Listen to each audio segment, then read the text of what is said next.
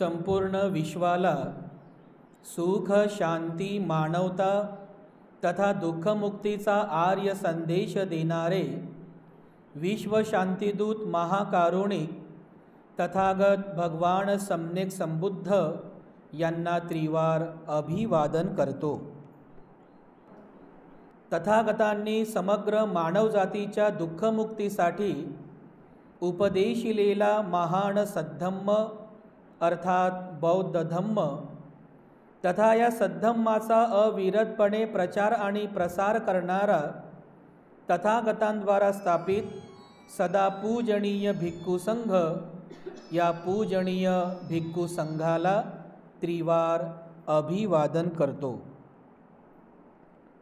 ज्यांच्या अथांग अमर्याद त्याग प्रभावामुळे या भारतभूमीला बुद्धभूमीचे रूप पुन्हा एकदा प्राप्त झालं, असे बौद्ध धम्माचे पुनरुद्धारक, तुम्हा आम्हा सर्वांचे उद्धार करते प्रज्ञासूर्य बोधिसत्व डॉक्टर बाबासाहेब आंबेडकर यांच्या समग्र धम्मक्रांतीमध्ये जीवनाच्या शेवटच्या श्वासापर्यंत समर्पित राहू। आजच्या या मंगलमय प्रसंगी संघरत्न बुद्धविहार मयूर पार्क औरंगाबाद या ठिकाणी उपस्थित आपण सर्व धम्म उपासक धम्म उपासिका, आपल्या सर्वांप्रती मी सर्वप्रथम भिक्खू संघाच्या वतीने अनंत मंगल कामना, मंगल आशीष अर्पण करतो आणि आजच्या या वर्षावासकालीन धम्मदेसनेला सुरुवात करतो। उपस्थितांनो, 37 बोधिपाक्षीय धम्माचा अभ्यास सदरील वर्षावासाच्या कालावधीमध्ये आपण करीत आहोत आणि या 37 बोधिपाक्षीय धम्मातील जे 7वं प्रकरण आहे आर्य अष्टांगिक मार्ग, या आर्य अष्टांगिक मार्गाचा अभ्यास सध्या या प्रवचन मालिकेच्या अंतर्गत आपण करीत आहोत। या आर्य अष्टांगिक मार्गातील 6 तत्व आतापर्यंत आपण बघितलेली आहेत। सम्यक दृष्टी, सम्यक संकल्प, सम्यक वाचा, सम्यक कर्मांत, सम्यक आजीविका, सम्यक व्यायाम, जे अगदी आपण कालच्याच प्रवचन मालिकेमध्ये बघितलं।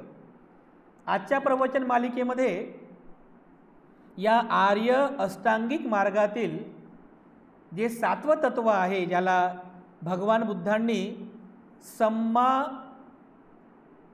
सती असं म्हटलेलं आहे, सम्मा सती, ज्याला मराठीमध्ये सम्यक स्मृती असं म्हणतात।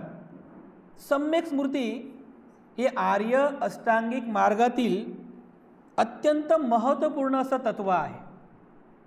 याही पूर्वी आपण सम्यक स्मृतीबद्दल ऐकलेलं आहे, म्हणजे आपल्यासाठी किमान हे नवीन नाही आहे, कारण 37 बोधिपाक्षीय धम्माच्या अंतर्गत अनेक वेळेस तुम्ही स्मृतीबद्दल ऐकलं, समजून घेण्याचा प्रयत्न केला अनेक वेळेस, तर तुम्हाला ते आठवत असेल 37 बोधिपाक्षीय धम्मातील जेवढे आपण प्रकरणं बघितलेले आहेत त्या प्रत्येक प्रकरणामध्ये स्मृतीबद्दल आपण ऐकलं।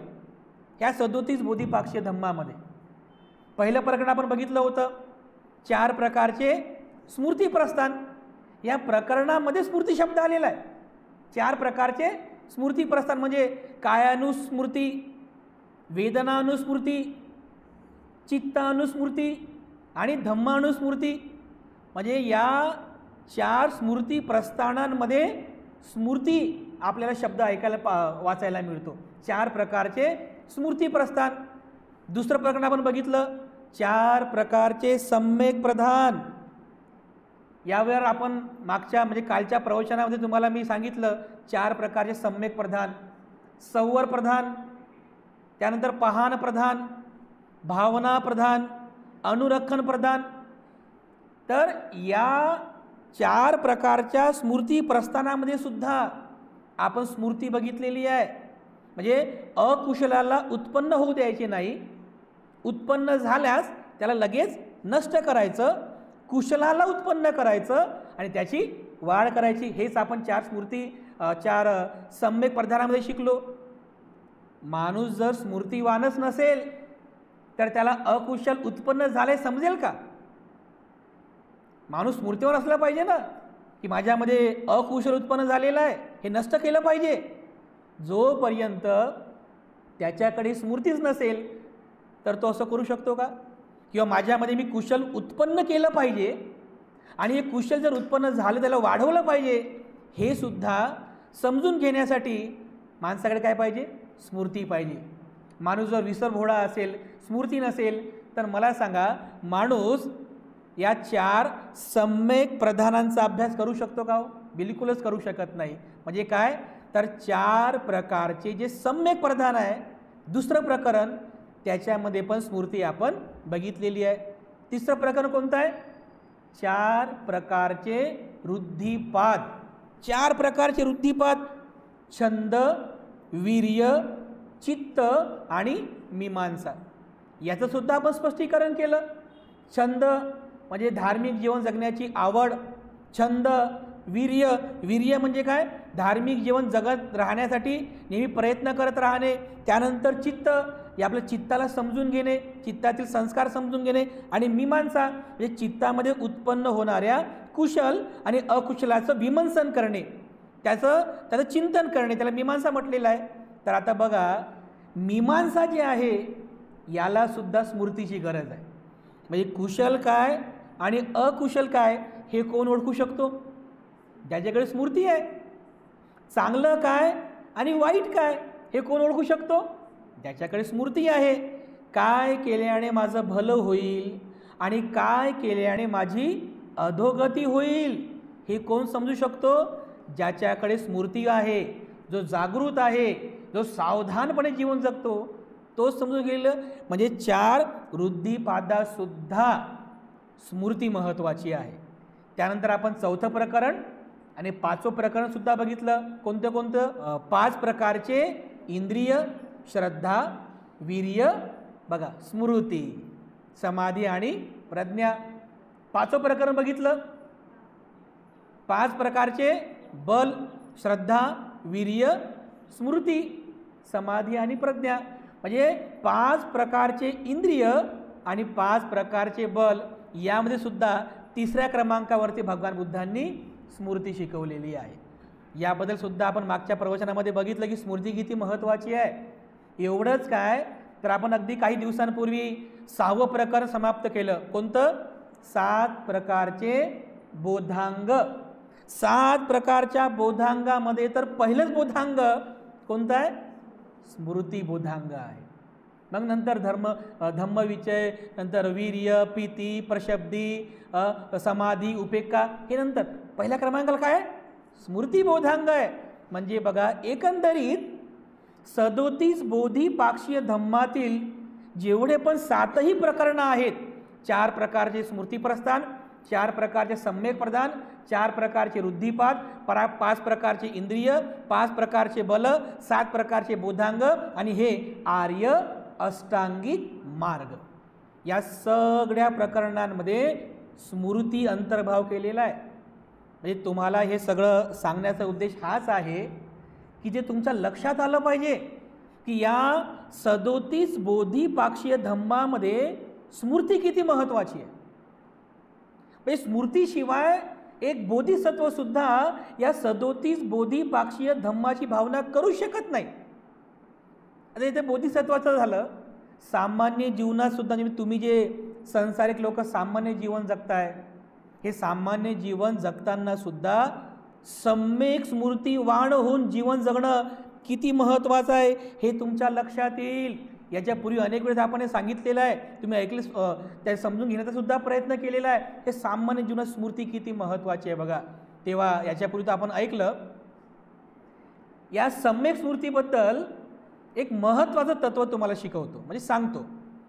मिलिंद प्रश्नामध्ये हे तत्त्व आहे. मिलिंद प्रश्न ग्रंथ आपण सर्वांनी ते वाचला असेल. या मिलिंद प्रश्नामध्ये भिक्षू नागसेन आणि राजा मिलिंद यांच्यामध्ये वादविवाद सांगितलेला, म्हणजे वादविवाद झाला. राजा मिलिंद भिक्षू नागसेनाला एक प्रश्न विचारतात, लक्षणांचा प्रश्न, लक्षण प्रश्न.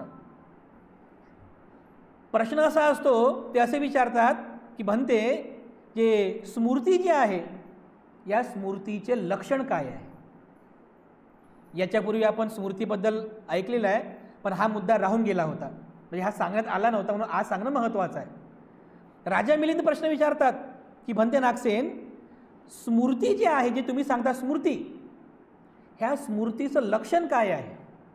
तर बघा, भिक्षू नागसेन जे आहेत, स्मृतीचं लक्षण काय आहे, म्हणजे तुमच्यामध्ये जेव्हा स्मृती उत्पन्न होते तर तुमच्यामध्ये कोणते तत्व उत्पन्न होतात किंवा तुम्हाला त्याच्यातली कोणती लक्षणं तुमच्यामध्ये उत्पन्न होतात, त्या संदर्भातील हा प्रश्न आहे. तर भिक्षू नागसेन मिलिंद राजाला या प्रश्नाचं उत्तर देतात की स्मृती, सम्यक स्मृती जी आहे या स्मृतीचं लक्षण काय आहे. तर भिक्षू नागसेन सांगतात की राजा, स्मृती जी आहे, स्मृतिवान राहणे, स्मृतीचे 2 लक्षणं आहेत. किती? 2 लक्षणं आहेत. पहिलं, स्मृतीचं पहिलं लक्षण आहे अचूक, एकदम अचूक पद्धतीने आठवण ठेवणे. हे पहिलं लक्षण म्हणजे काय? अचूक पद्धतीने आठवण ठेवणे. आणि दुसरं लक्षण आहे त्याला स्वीकार करणे. हे दोन्ही तुम्हाला समजावून सांगतो, समजलं ना? 2 लक्षणं कोणती आहेत स्मृतीचे? पहिलं अचूक, अचूक, एकदम अचूक पद्धतीने आठवणीमध्ये ठेवणे, आणि दुसरं त्याला स्वीकार करणे. आता हे तुम्हाला मी सांगितलं, पण राजा मिलिंदालाच नाही समजलं पहिल्या याच्यामध्ये. तुम्हाला म्हणते जे काहीतरी उदाहरण देऊन सांगा, म्हणजे तुम्हाला ते सांगतो उदाहरण, कोणतं उदाहरण म्हणजे तुमच्या आपण ते लगेच लक्षात येईल. तर भिक्षू नागसेन जे आहेत, हे नागसेन त्याला समजून सांगतात की जे पहिलं लक्षण आहे स्मृतीचं की अचूक जे आहे, अचूक आठवणीमध्ये ठेवणे. तर कसं? तो म्हणतो, नागसेन भंतेजी म्हणतात, बघा राजा, ज्याप्रमाणे एक धम्म अनुयायी म्हणजे तुम्ही, उपासक, उपासिका, भिक्षू, भिक्षुनी, कोणी पण, जो एक धम्म अनुयायी आपलं हे जीवन जगत असताना तो अचूक पद्धतीने आठवणी ठेवतो. काय? की हे चांगलं आहे, हे वाईट आहे, हे कुशल आहे, हे अकुशल आहे, हे केल्याने माझं भलं होईल आणि हे केल्याने माझी अधोगती होईल. अशा पद्धतीने तो आठवणीमध्ये ठेवतो, चांगलं काय, वाईट काय आहे की नाही, काय केल्याने माझं भलं होईल आणि काय केल्याने माझी अधोगती होईल, कोणता मार्ग सुखाचा, कोणता मार्ग दुःखाचा. अशा पद्धतीने तो अचूक पद्धतीने त्याला आठवणीमध्ये ठेवतो. एवढंच काय, असं करता करता करता तो साधक हे सुद्धा आठवणीत ठेवतो की हे 4 स्मृती प्रस्थान आहेत, हे 4 सम्यक प्रधान आहेत, हे 4 वृद्धिपाद आहेत, हे 5 इंद्रिय आहेत, हे 5 बल आहेत, हे 7 बोधांग आहेत, हे आर्य अठ्ठांगिक मार्ग आहे. असंही तो अचूक पद्धतीने आठवणीमध्ये ठेवतो. तरी पण राजा मिलिंदाला समजलं नाही. राजा मिलिंद पुन्हा म्हणतो की म्हणते, एखादं उदाहरण देऊन समजावून सांगा की नेमकं आठवणीत ठेवणं म्हणजे नेमकं काय आहे. तर भिक्षू नागसेन उदाहरण देतात की बघा राजा, ज्याप्रमाणे एका राजाच्या मंत्रिमंडळामध्ये एक कोशपाल असतो, कोश म्हणजे कोश सांभाळणारा एक कोशपाल असतो. तर तो कोशपाल जो असतो तो अचूक पद्धतीने आठवणी ठेवतो. कसं? की आपल्याकडे एवढे घोडे आहेत, आपल्याकडे एवढे हत्ती आहे, आपल्याकडे एवढे सैन्य आहे, आपल्याकडे एवढे तिरंदाज आहेत, आपल्याकडे एवढं सोनं आहे, आपल्याकडे एवढी संपत्ती आहे, एवढी शेतजमीन आहे, एवढे बैल आहेत, एवढं आहे. आणि तो नेहमी नेहमी नेहमी नेहमी राजाला आठवण करून देतो की राजा, आपल्याकडे एवढे घोडे आहेत, एवढे हत्ती आहेत, एवढं सैन्यदळ आहे. अगदी याप्रमाणे एक साधक आपल्या जीवनामध्ये हे चांगलं आहे असं आठवणीमध्ये ठेवतो, अगदी सोप्या पद्धतीने, अगदी या कोशापाल्याप्रमाणे. तेव्हा राजाला समजलं की अरे हो, बरोबर आहे, माझा जो म्हणजे माझ्या मंत्रिमंडळातला जो कोशपाल आहे तो मला नेहमी आठवण करून देतो की राजा, आपल्या सैन्यामध्ये एवढे घोडे आहेत, एवढे हत्ती आहे, एवढे सैन्य आहे, एवढे सोनं आहे, एवढी संपत्ती आहे. तो पुन्हा पुन्हा पुन्हा पुन्हा मला आठवण करून देतो. म्हणजे कसं? अचूक आठवण करून देतो, म्हणजे एकदम परफेक्ट तुमच्या ते आठवणीत राहिलं पाहिजे. आणि मग हे पहिलं लक्षण जेव्हा तुमच्यामध्ये उत्पन्न होते की अचूक तुम्ही आठवणीत ठेवता, मग काय करता तुम्ही? जे चांगलं आहे त्याला स्वीकार करता, बरोबर आहे ना? जे चांगलं आहे त्याला तुम्ही स्वीकार करता आणि जे वाईट आहे त्याला तुम्ही सोडता. दुसरं लक्षण कोणतं आहे? स्वीकार करणे. तर जेव्हा तो साधक या अचूक पद्धतीने याला लक्षात ठेवतो, हे चांगलं आहे, हे माझ्या भल्याचं आहे, हे माझ्या दुःखमुक्तीचं आहे, हे माझ्या सुखाचं आहे, तो त्याला स्वीकार करतो. हे दुसरं लक्षण आहे बघा. म्हणजे अशा पद्धतीने तो राजा मिलिंदाला समजावून सांगतो, भिक्षू नागसेन समजावून सांगतात की अशा पद्धतीने एक साधक सम्यक स्मृतीच्या मार्गाने जाऊन चांगलं काय वाईट काय हे समजून घेतो आणि जे चांगलं आहे त्याला स्वीकार करतो. हे सम्यक स्मृतीचे 2 लक्षण आहेत बघा. राजा मिलिंदाला हे भिक्षू नागसेनाने समजून सांगितलेलं आहे. आता बघा, तुम्ही सामान्य जीवन जगता. सामान्य जीवन जगत असताना म्हणजे आपले सांसारिक जीवन जगत असताना कितीतरी वेळेस आपल्या जीवनामध्ये चांगले पण येतात आणि वाईट पण प्रसंग उद्भवतात, बरोबर आहे ना? हे सगळ्याच गोष्टी चांगल्या होतात असं आहे का? नाही. याची काही गॅरंटी नाही की सगळंच चांगलं होईल, सगळंच तुम्हाला आनंद देणार होईल, असं होत नाही. कधी कधी दुःखदायक पण होते, कधी कधी अप्रिय प्रसंग पण घडतात, कधी कधी अकुशल प्रसंग पण घडतात. जी जीवनामध्ये जसं सुख आलं तसं दुःख येते बघा. जसं कोणी तुमची निंदा केली तसं तुमची कोणी स्तुतीही करतात. तुम्ही एखाद्या वेळेस पराजित झाले तर कधीतरी तुमचा विजय पण होईल. म्हणजे सुख दुःख, निंदा स्तुती, जय पराजय हे जीवनामध्ये होणारच आहे. म्हणजे तुम्ही जेव्हा सम्यक स्मृतीद्वारे ओळखता की अरे हे सुख आहे, हे दुःख आहे, हे कुशल आहे, हे वाईट आहे, हे कुशल आहे, अकुशल आहे, हे वाईट आहे, हे चांगलं आहे, असं तुम्ही ओळखणं शिकलं पाहिजे. हे सम्यक स्मृतीचं लक्षण आहे. हे तुम्ही ओळखा की तुमच्या जीवनामध्ये तुम्हाला चांगलं काय आहे, ज्यामुळे तुमचं भलं होईल, हे तुम्ही ओळखण्याचा प्रयत्न करा. सामान्य जीवन जगत असताना हे तुम्ही ओळखण्याचा प्रयत्न करा आणि जे चांगलं आहे त्याला स्वीकार करा. जे चांगलं त्याला स्वीकार करा. जसं उदाहरणार्थ बघा, भगवान बुद्ध शिकवतात की आपल्या हे सामान्य जीवन जगत असताना मैत्री भावना करणे चांगलं आहे. हे तुम्ही अचूक पद्धतीने आठवणीत ठेवलं त्याला स्वीकार करा. शील पालन करणे चांगलं आहे, अचूक पद्धतीने तुम्ही आठवणीत ठेवलं त्याला स्वीकार करा. दान पुण्य करणे हे चांगलं आहे, तुमच्या भल्याचं आहे, त्याला स्वीकार करा. ध्यान करणं हे सुद्धा चांगलं आहे, त्याला स्वीकार करा. म्हणजे जीवन जगत असताना जेव्हा तो साधक आपल्या सम्यक स्मृतीद्वारे जे चांगलं आहे ते स्वीकार करतो, त्याचं आचरण करतो बघा, तेव्हा त्याचं मंगल होते. आपण बघा सामान्य जीवन जगताना किती काळजी घेतो. चांगले कपडे कोणते, खराब कपडे कोणते. खराब कपडे असतील तर आपण जाळतो, फेकून देतो, चांगले कपडे घालतो. खराब अन्न कोणतं, चांगलं अन्न कोणतं. जे खराब आहे, शीळ आहे, ते आपण फेकून देतो. जे चांगलं आहे, ताजं आहे, ते आपण खातो, बरोबर आहे की नाही? म्हणजे जीवन जगत असताना आपल्या सगळ्याच गोष्टी चांगल्या पाहिजे, चांगल्या सुख देणाऱ्या गोष्टी पाहिजे. तर बघा, मनाला पण जर चांगलं बनवायचं असेल तर चांगलं घेतलं पाहिजे ना आपण. जर आपण चांगलं घेत राहिलो, कुशल घेत राहिलो, तर तुमचं मन चांगलं होईल, तुमचं मन कुशल होईल, तुमचं मन ते स्वीकार करेल, तर तुम्हाला सुख मिळेल. हे सम्यक स्मृतीचे 2 लक्षणं भगवान बुद्धांनी शिकवलेली आहेत. तर इथे बघा, भगवान बुद्धांनी सांगितलेलं हे जे सम्यक स्मृती जे आहे, तर बुद्ध म्हणतात की आपण हे जीवन जगत असताना एवढं सावध होऊन जीवन जगलं पाहिजे. आपण एवढं जागृत होऊन जीवन जगलं पाहिजे की कळत अथवा न कळत सुद्धा तुमच्या चित्तामध्ये अकुशल उत्पन्न होणार नाही. कळत न कळत एवढं तुम्ही जागृत असलं पाहिजे. बुद्धाने हा उपदेश केलेला आहे. एका मोगलान नावाच्या गणकला उपदेश केला होता. तो उपदेश आपण मागच्याही प्रवचनात सांगितला. एक संदर्भ आला म्हणून पुन्हा सांगतो. मोगलानला उपदेश केला होता. तो ब्राह्मण होता. हा मोगलान नावाचा एक गणक हा ब्राह्मण होता आणि भगवान बुद्धांना म्हणतो की भगवान, आम्ही तर ब्राह्मण आहोत आणि जेव्हा आम्हाला वेद शिकवले जातात, वेदांगे शिकवले जातात, उपनिषदे शिकवली जातात, सगळं शिकवलं जातं, मंत्र उच्चार शिकवले जातात, तेव्हा आम्हाला आमचं ब्राह्मणत्व प्राप्त होते. तर जेव्हा तुमच्याकडे एखादा उपासक आला, एखादी उपासिका आली, कोणी भिक्खुनी आली, किंवा कोणी धम्म अनुयायी आला, तर तुम्ही सुद्धा तुमच्या त्या अनुयायीला असं शिकवता का?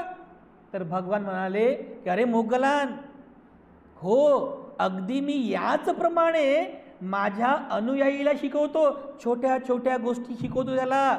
मग बुद्ध सांगतात की मी माझ्या अनुयायीला शिकवतो, पहिली गोष्ट शिकवतो की हे अनुयायी, जीवन जगत असताना शील पालन करत चला. शील पालन, पण शील पालन करायचं आहे पहिले तर बुद्ध शिकवतात. पण कसं? असं बेधुंद राहून शील पालन होत नसते बघा. असं बेहोशीमध्ये राहून शील पालन होत नसते. बेशुद्धीमध्ये जीवन जगून शील पालन होत नसते. तर बघतो ना आपण सामान्य आपल्या व्यवहारामध्ये अनेक लोक अनेक ठिकाणी बघा हात जोडून वंदना म्हणतात, लग्नामध्ये वंदना म्हणतात, स्मशानभूमीमध्ये वंदना म्हणतात की नाही? एवढंच काय, अनेक विहारामध्ये पण वंदना होत असते. काही लोक येतात फक्त हात जोडतात वंदना म्हणतात. बुद्धाचा काहीतरी मंत्र आहे, तंत्र आहे, काहीतरी आपली वंदना आहे म्हणून हात जोडून म्हणायची असते. पण त्यांचीही स्मृती जागृत नसते बघा. ते त्यावेळी स्मृतिवान नसतात, फक्त हात जोडून फक्त असं तोंड हलवतात, माईम करतात, म्हणजे असं तोंड हलवून फक्त स्मृती जागृत नसते. आपलं मेंदूने काहीतरी दुसरं चक्र सुरू असते. असं हात जोडतात आणि नमो तसं. तिकडं कसं झालं असेल? असं झालं असेल का तिकडं? चित्त तिकडे भरगडू लागलं बघा. म्हणजे स्मृतिवान नव्हता. पण बुद्धाने हे जे तत्व शिकवलेलं आहे की शील पालन करत चला तुमच्या सामान्य जीवनामध्ये. पण कसं शील पालन कसं करायचं? स्मृतिवान होऊन शील पालन करा. स्मृतिवान होऊन.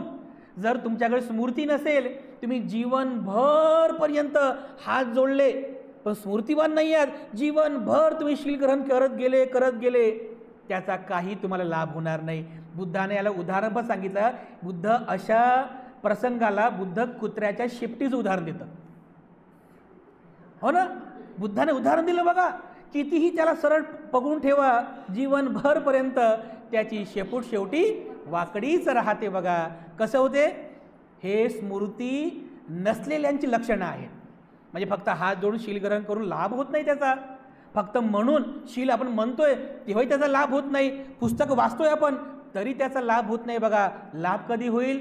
जेव्हा तो साधक म्हणजे तो अनुयायी शील ग्रहण करतो, स्मृतीपूर्वक ग्रहण करतो, शील पालन करतो, स्मृतीपूर्वक पालन करतो, तेव्हा त्या स्मृतिवान असलेल्या साधकाला त्या शील पालनाचा लाभ होतो बघा. नाहीतर स्मृती नसेल तर शील पालनाचा काही लाभ होत नाही. आता तुम्ही शील ग्रहण करता, पंचशील ग्रहण करता रोज. आज अष्टशील पण ग्रहण केलं, आज उपवासाचा दिवस आहे. दशशील पण ग्रहण करतात अनागारिक. पण हे सगळे शील ग्रहण केल्यानंतर तुम्ही सरते शेवटी एक अधिष्ठान घेत असता.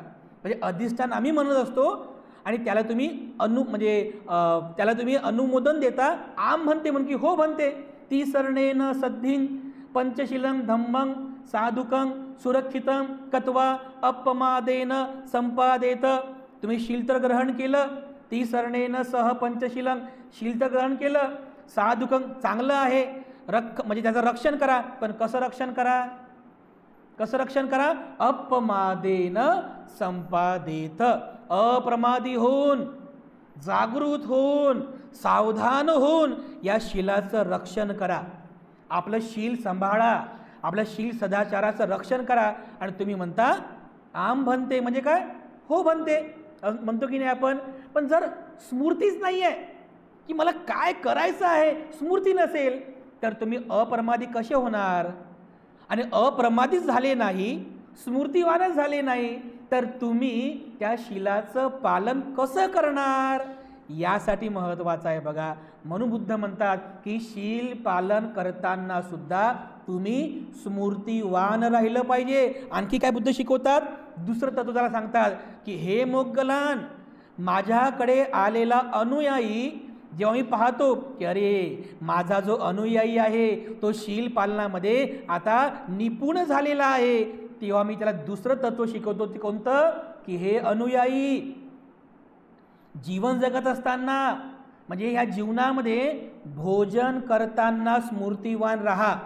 बघा बरं किती म्हणजे सामान्य जीवनातील तत्व आहेत बघा. शील पालन करणं, भोजन करणं, पण किती महत्त्वाचं आहे, किती महत्त्वाचं आहे बघा. भोजन करताना सुद्धा तुम्ही स्मृतिवान राहिलं पाहिजे. का का बरं? स्मृतिवान जर राहिलं नाही तर घास नाकात जातो का?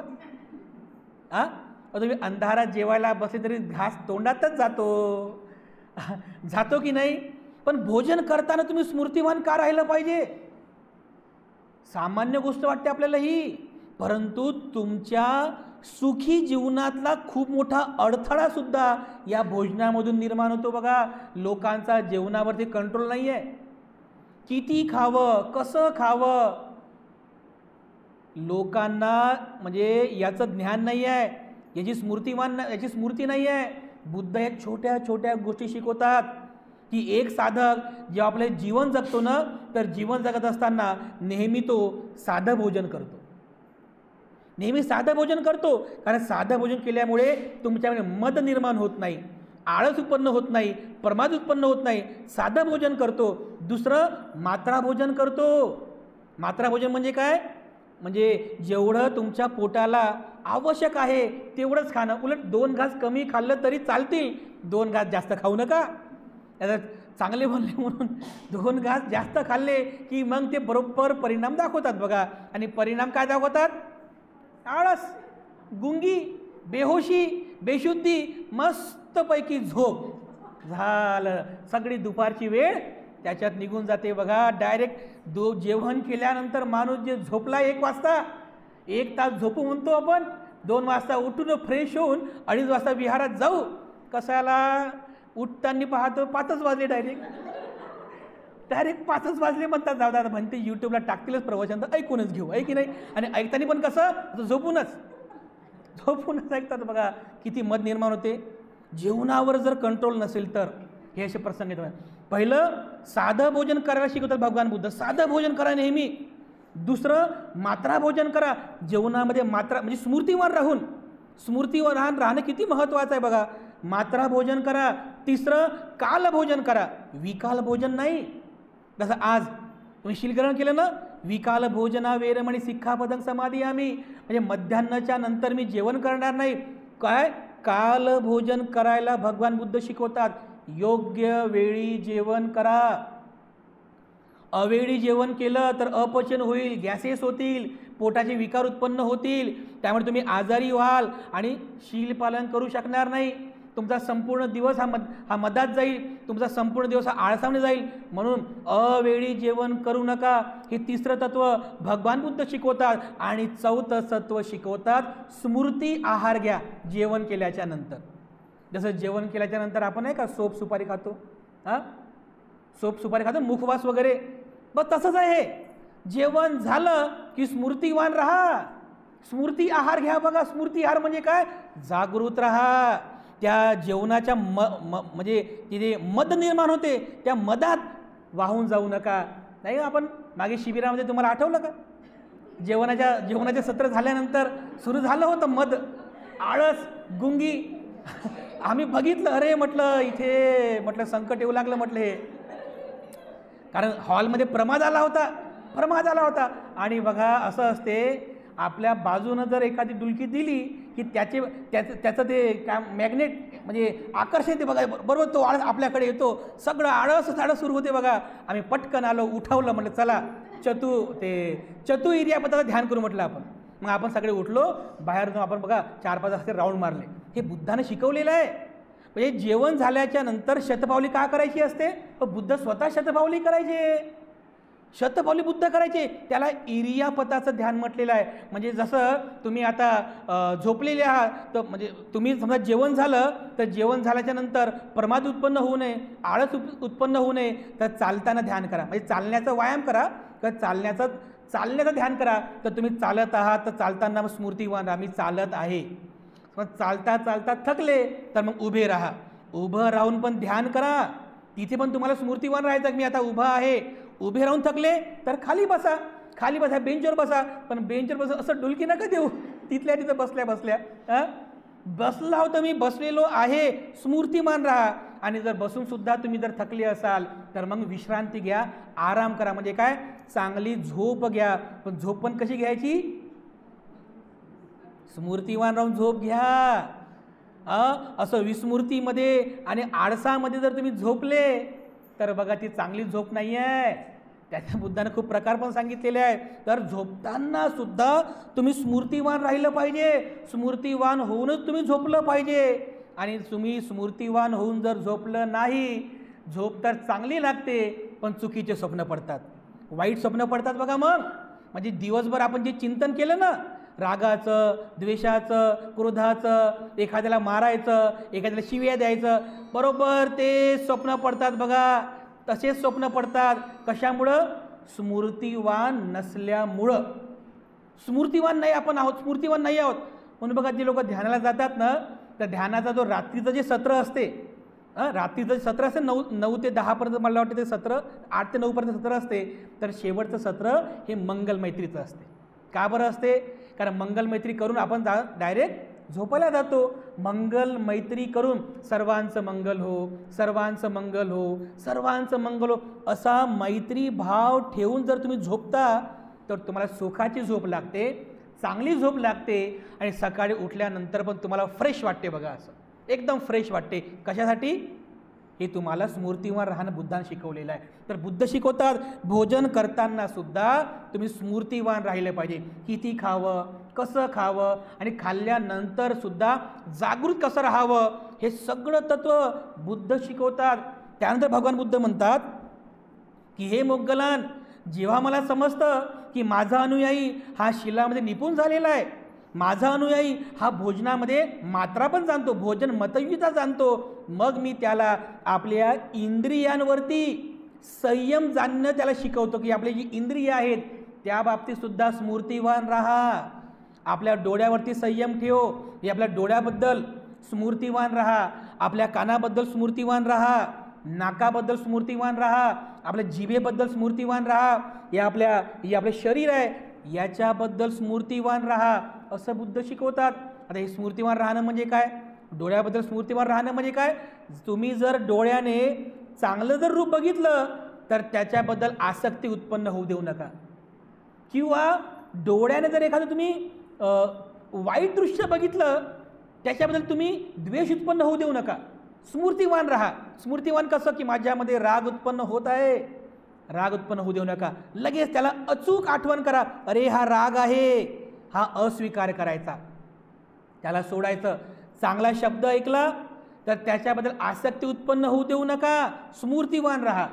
वाईट शब्द ऐकला तर शिव्या दिल्या, कोणी कठोर बोललं, कोणी निंदायुक्त शब्द वापरले तर त्याच्याबद्दल द्वेष उत्पन्न करू नका, स्मूर्तिवान राहा. कारण सम्यक स्मृती तुम्हाला हेच शिकवते की जीवन जगत असताना आपले जे पंच इंद्रिय आहेत या इंद्रियांबद्दल सुद्धा तुम्ही स्मूर्तिवान राहा. बघा एवढं बुद्ध शिकवतात बघा. स्मूर्तिवान राहणं किती महत्त्वाचं आहे. आणि जर स्मूर्तिवान नसेल ना, शील पालन करताना स्मूर्तिवान नाही, भोजन करताना स्मूर्तिवान नाही, आपल्या ही जी इंद्रिय आहेत या इंद्रियांबद्दल पण तो जागृत नाही, स्मूर्तिवान नाही, तर असे लोक सुखी कसे होतील, दुःखीच होतील ना, ते लोक दुःखीच होतील ना.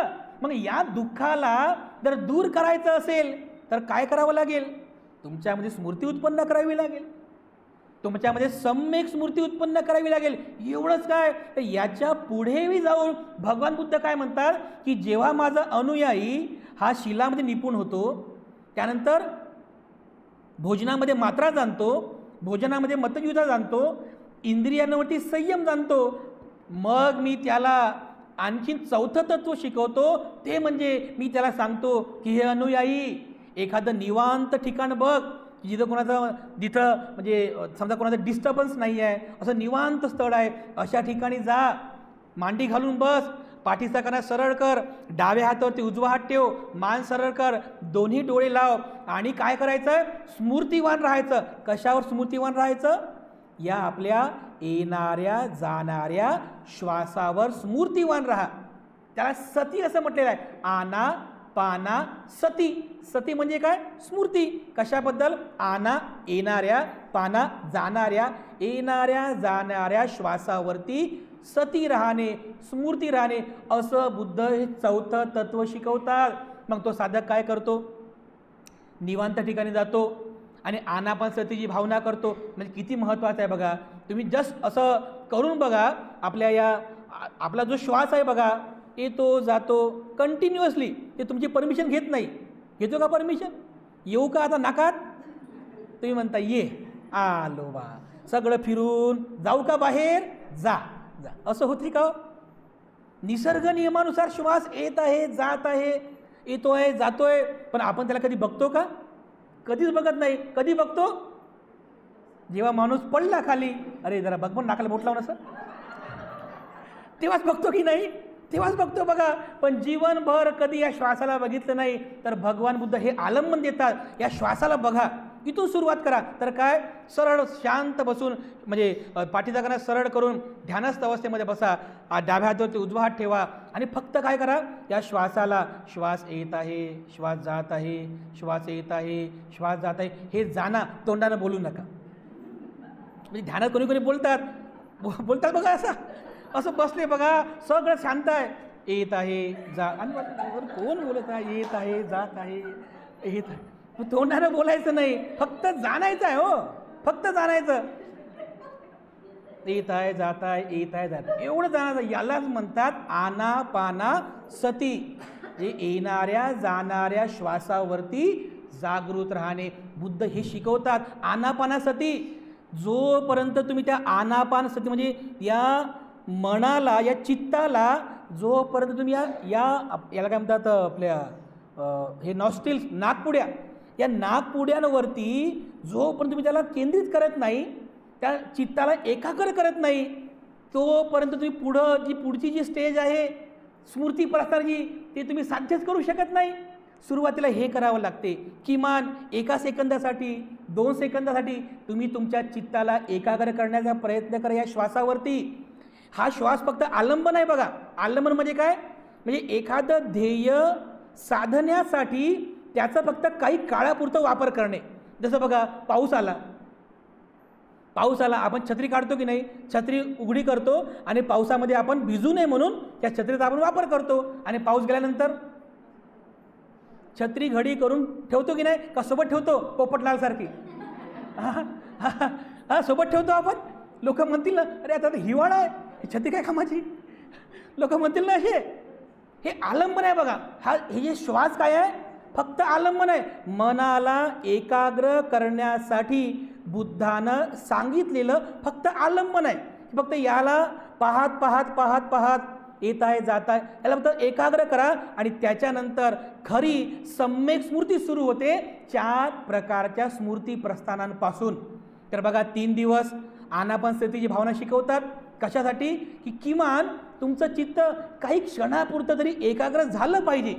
काही क्षणापुरतं तरी, किमान 1 सेकंदासाठी का होईना, काही क्षणापुरतं का होईना, तुमचं चित्त याच्यावरती जागृत झालं पाहिजे, आपल्या या येणाऱ्या जाण्या श्वासावरती.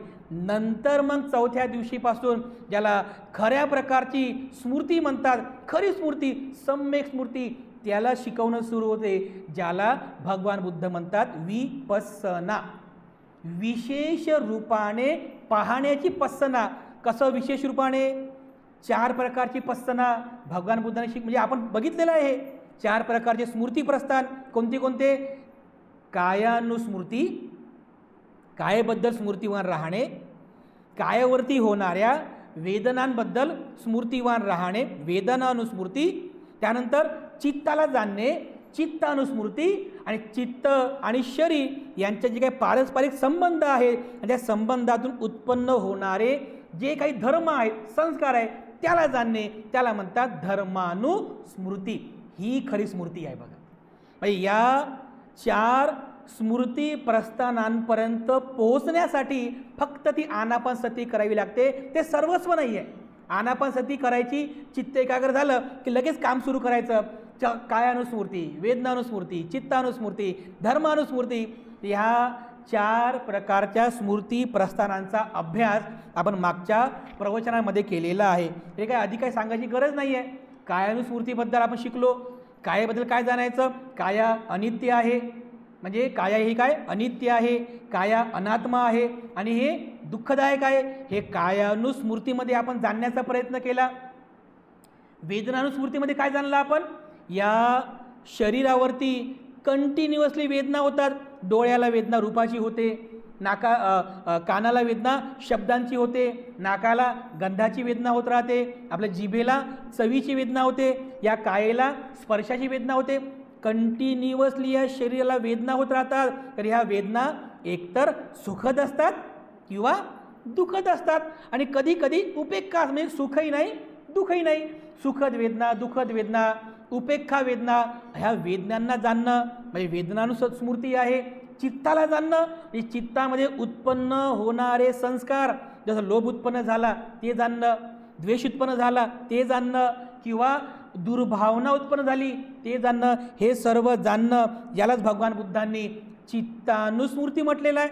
आणि धर्मानुस्मृती, चित्त आणि शरीराचा धर्म जाणणे, चित्ताचा शरीरावरती काय परिणाम होतो, शरीराचा चित्तावर काय परिणाम होतो आणि त्या परिणामातून काय काय धर्म उत्पन्न होतात, ते सगळं मला वाटते हे सगळं आपण या मागच्या प्रवचनामध्ये शिकलेले आहोत.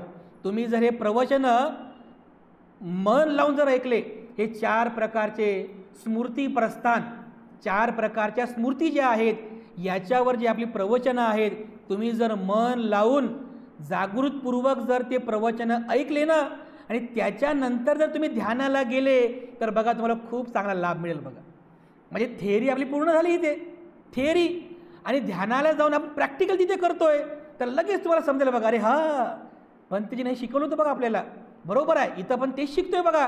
म्हणजे काय होईल की तुम्हाला तिथे गेल्यानंतर लगेच त्या गोष्टीची अनुभूती येईल. बघा लगेच अनुभूती मिळते. हे कायानुस्मृती आहे, ही वेदनानुस्मृती आहे, ही चित्तानुस्मृती आहे, ही धर्मानुस्मृती आहे. या सगळ्या गोष्टी तुम्हाला सहज अनुभवता येतात. यासाठी आपली थेअरी चांगली मजबूत होणं महत्त्वाचं आहे. तर अशा प्रकारे भगवान बुद्ध या सम्यक स्मृतीमध्ये आपल्याला स्मृतिवान होण्याचा उपदेश करतात. चालताना स्मृतिवान राहा, बोलताना स्मृतिवान राहा, खाताना पिताना उठताना बसताना आपल्या या संसारिक जे काही क्रियाकर्म आहेत प्रत्येक क्रियाकर्मामध्ये तुम्ही जागृत राहा, स्मृतिवान राहा. आणि एवढंच काय आध्यात्मिक गोष्टीमध्ये सुद्धा म्हणजे कायानुपස්සना, कायानुस्मृती, वेदनानुस्मृती, चित्तानुस्मृती आणि धर्मानुस्मृती या 4ही पස්සनांचा अभ्यास करणं म्हणजे सम्यक स्मृती होय. अशा प्रकारे भगवान बुद्ध या 4 स्मृती प्रस्थानांचा अभ्यास करतात. अगदी 37 बोधिपाक्षे धम्मातील हे पहिलेच प्रकरण आहे, 4 प्रकारचे स्मृती प्रस्थान. आणि बुद्ध म्हणतात की एक बोधिसत्व ज्याप्रमाणे रथाची 4 चाकं असतात, त्या 4 चाकांवरती ते रथ चालत असते, बोधिसत्व सुद्धा रथाच्या या 4 चाकांप्रमाणे. कोणती 4 चाकं? हे 4 प्रकारचे स्मृती प्रस्थान, याला भगवान बुद्धांनी रथाची 4 चाकं म्हटलेली आहे. तर तो बोधिसत्व या 4 स्मृती प्रस्थानरूपी 4 रथांच्या चाकाप्रमाणे आपली यात्रा पूर्ण करतो, म्हणजे बुद्धत्वाची यात्रा पूर्ण करतो.